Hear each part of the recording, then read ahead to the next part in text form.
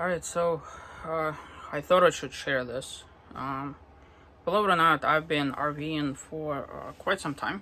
I'm on my fifth RV, fourth, so whatever that is. Teardrop trailer, travel trailer, Class C, and now this Class C. For the very first time since 2014, I managed to basically almost kill my batteries. Now, as you know, based on what I've told you before, I have air conditioning, right? And so I left it. Well, see that's what happens when you have about 17 billion thoughts on your mind, right? You're simultaneously trying to juggle all of this, trying to leave, trying to pack, trying to, I'm like at the 11th hour, 59th minute, 59th second, 59th microsecond, 59th micro, whatever, right? My mind just isn't where it's supposed to be, which is the reason why I'm in my RV right now, regrouping. I decided to sleep inside here. The cat is here. Everything else, has been packed up, ready to go. And there's an extension cord across the asphalt from where my RV is, through the dish line, all the way back to my house. Now, before I parked it on this side, my vision was to actually park it on the other side and just run a cord here. And, between me trying to do just that and talking to the neighbor and everybody else in the village stopping by to ask questions and what I'm doing and stuff like that, got sidetracked, carried away.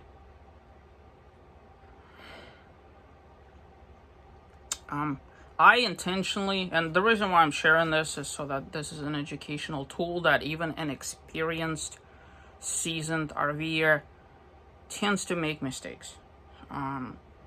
When your mind is not on task, So I have this timer that I bought specifically for the air conditioning because I know mathematically it's just impossible to run off the solar. So when I moved this RV here, it was already like 5:36, right before so whatever sunlight is left becomes useless in terms of solar power. Well, what happened was my AC was running nonstop without the timer all of this time. So if it wasn't for just me randomly walking back here to get something and hearing the horrible beep from across the asphalt, so anyways, I ran it down to 11.7 volts, which is obviously not good. Batteries are somewhat resilient, if you leave it there and kind of, anyways, I'm finding that the converter here on the RV is absolutely horrible. It barely has any kind, granted, I knew this, because let's be honest, this is RV we're talking about. They never bother with stuff like that. So, but the converter box that's in here is charging maybe at like 3 amps, maybe 4, maybe 5. I don't know for sure. I've heard rumors that it might be as high as 6. I'm gonna go with 3. So when you have 400 amp hour battery bank, you could imagine how excruciatingly painful it is for you to watch your voltage and it's just not moving the needle. Now, I had the opportunity to basically put like a battery charger. I decided not to. I decided to kind of slowly trickle charge it back overnight. It's been at it for the last couple of hours, and to get you an idea of like what pathetic that does, it went from 11.7 to 11.9 on the fridge, and probably 12 or so on the solar. Now my solar charge controllers went into this weird funky mode. Air, obviously, because voltage dropped. The freezer slash fridge, that little portable thing, have basically gone to the, right now it reads F1. Basically, I'm guessing it's an error saying that the voltage isn't right. There's a cutoff thing in there somewhere, and I'm guessing it's whatever. So, but nonetheless, overnight, I'm gonna keep this wire across the road. I'm gonna get up in the morning. I'm gonna disconnect the wire. I'm gonna do the walk of shame, roll up all the cable. This is a very poignant educational experience that I wanted to share. Again, this kind of falls into the off-the-cuff series for RV traveler. Now, normally this thing wouldn't happen, okay, because you're not gonna have an air conditioning in your, I'm talking about portable air conditioning in your RV, right? You just wouldn't, you would have to like legitimately try to drain your batteries, because even if you leave every single light here, it will still take probably a couple of days for it to, but when you do the backwards conversion with the air conditioner, it's about 9 amps at 120 volts.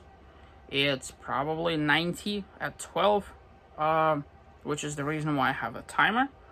And basically over the 400 amp AGM battery bank, you can only use 200, so that's exactly what happened. Over the last 2.5 hours or so, it basically drained it. I did a mistake, which I think I'm gonna rectify and research. I don't know how I'm gonna do it. There's no Amazon locker in Moab or along, well, even if there is along the way, I don't want to be shackled to making U-turns and whatnot. Somewhere between tonight and maybe by the time I get to Utah, I'm gonna do some very serious research and see what could be done basically to and I remember seeing somebody do that. I just forgot who. Maybe Morton's on the Move. There's this management system thingamajig that you put between the inverter and the battery bank that basically cuts off the inverter if the voltage drops beyond something. So that would be a wonderful thing to have for the kind of thing that I have, if that makes any sense. Man, every time the car it's like for those of you that don't know, I live in agricultural Central Florida, surrounded by swamp, alligators, cattle. People legitimately ride horses on the street. Like yesterday, there must have been like 30 of them. Everybody rides ATVs right here on the roads. Razors. I mean, like, it's legit country living. Everybody listens to country music. Probably with the exception of myself, because not my thing, but whatever. I listen off in the back. But it's like when you do anything new, people they will go out of their way to be like, what you doing? Ever since I moved our RV over here, right? It's been like car after car after, and none of them live here. Right? They're passing by and just be like, wow, that's the coolest thing I've ever seen. Okay, you go like, anyways, so even on like middle of nowhere USA, it just seems, just by 9 minutes and a half talking, there must have been like 15 cars that passed. Right? There's not that many people that live out here. So, in any event, I'm gonna let this whole thing very slowly charge overnight. That's probably the safest thing for the battery bank. You have to be very careful with them. I prefer to slow charge. It's always a better and sort of deeper kind of thing, you know, like with my trolling motor on my kayak, that just seems to be the way to go. Every time I come back with my Hobie Pro Angler, you know, I deplete it 50%, you know, because I'm out there for like 11, 15 miles or so.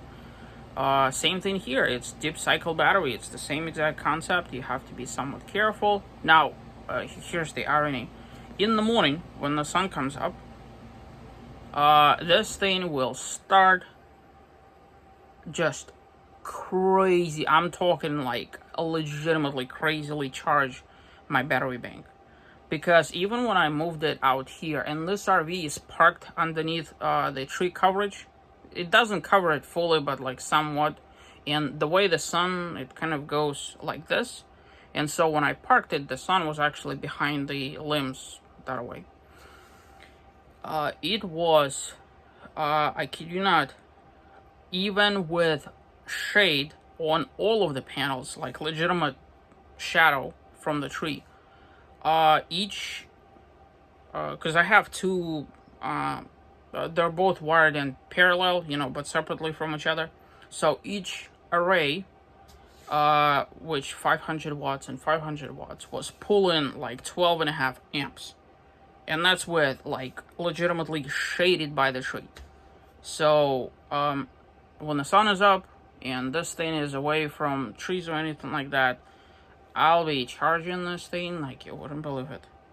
That and the fact that I have a DC to DC charger, so that helps as well. So we're gonna see what tomorrow brings. I have to be careful until I get this whole thing figured out with this air conditioning situation. But lesson learned, this is my mistake. I take full ownership of it. I got sidetracked, carried away, didn't think it through. What I should have done, I should have just parked the RV here and just turned off the AC. That's what I should have done. Because I could have left the everything else connected and it would have been fine, but yeah. Alright guys. You know, I'm actually liking this kind of format. I think what I'm gonna do is I'm gonna keep this tradition going. I'm gonna be posting somewhat educational findings and just my personal experience. You know, this is not my first rodeo. I've been on, you know, long distance trips before, but usually short-lived, maybe like a week. My longest one was 11 days. 11? Yeah, I think 11. Out in the Keys. This one is going to be much longer than that. I have spent years preparing for this, like legitimately years, and I have spared no resource trying to do it right. So fingers crossed. Now, right now, I need to hit the bunk. I need to catch some rest, wake up in the morning refreshed, and set sail. Alright, I'll see you guys. Thank you.